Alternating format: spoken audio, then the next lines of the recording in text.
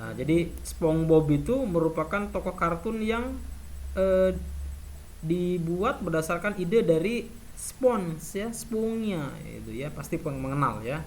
Nah, itu Porifera. Nah, selanjutnya adalah Colenterata atau hewan yang tubuhnya berongga. Kenapa disebut berongga? Karena ada bagian di dalamnya seperti kantung ya. Lalu memiliki tentakel, alat peraba. Oke. Kemudian bentuk tubuhnya ada beberapa jenis. Ada yang disebut dengan polip ya, melekat pada dasar air, ada yang medusa bergerak. Nah, yang medusa ini kita kenal dengan ubur-ubur atau Aurelia ya. Oke ya. Jadi ini contoh dari hewan berongga itu ya, ubur-ubur. Ya, ubur-ubur adalah contoh dari hewan berongga atau Coelenterata. Nah, selanjutnya Permes atau cacing. Nah, tentu saja kalian tahu semua ya, cacing ya, pernah melihat cacing tanah ini dia nih. Nah, cacing itu cirinya apa? Cirinya bulat, pipih dan panjang. Kemudian tubuhnya terbagi menjadi dua atau simetris bilateral. Ada yang hidupnya parasit ya, menumpang pada inangnya dan menghisap sari-sari makanan dari inangnya. Nah, ada 3 jenis cacing anak-anak ya. Yang pertama adalah cacing pipih. Nah, cacing pipih itu disebut Platelmintes. Nah, contohnya apa? Contohnya cacing hati ini.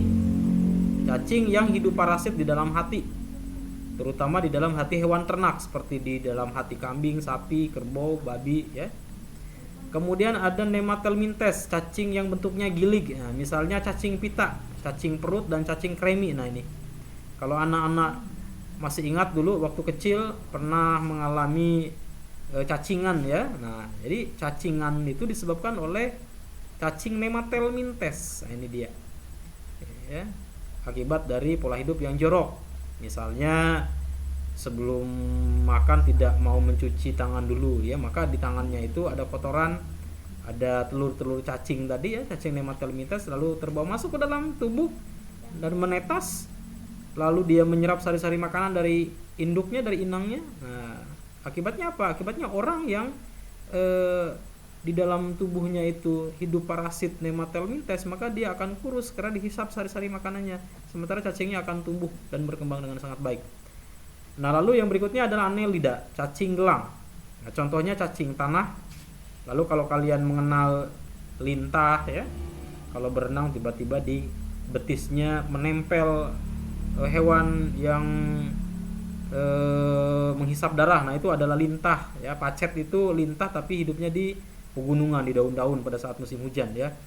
Jadi baik pacet, lintah, cacing tanah itu merupakan anggota dari Annelida ya. Annelida adalah anggota dari cacing atau vermes ya.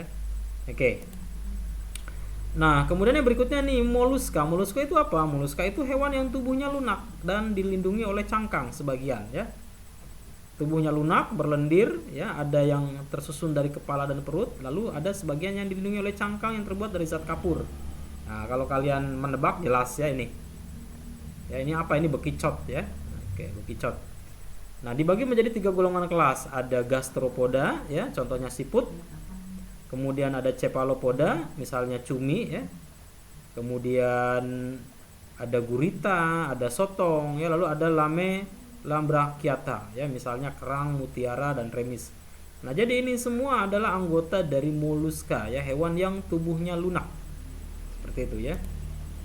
Kemudian yang berikutnya echinodermata. Echino itu duri, dermata itu kulit. Jadi hewan yang di sekujur permukaan kulitnya terdapat duri, maka disebut echinodermata. Ini ya, terdiri dari tubuh yang diselimuti oleh rangka luar dari zat kapur dengan duri-duri kecil, bergerak dengan kaki ambulakral. Ada 5 golongan kelas, ada bintang laut, ada landak laut atau bulu babi, ada bintang ular, dan ada lilia laut ya, atau teripang ya. Jadi teripang itu merupakan anggota dari echinodermata, hewan berkulit duri ya.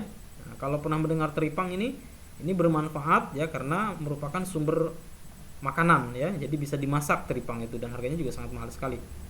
Nah, jadi itulah echinodermata, hewan berkulit duri dengan beberapa ciri dan anggotanya ya. Jadi ada bintang laut, ada bintang ular, ada bulu babi, dan ada tripang. Semua adalah anggota dari Echinodermata ya. Nah, kemudian yang berikutnya arthropoda. Arthro dan poda. Arthro itu artinya ruas, poda itu kaki.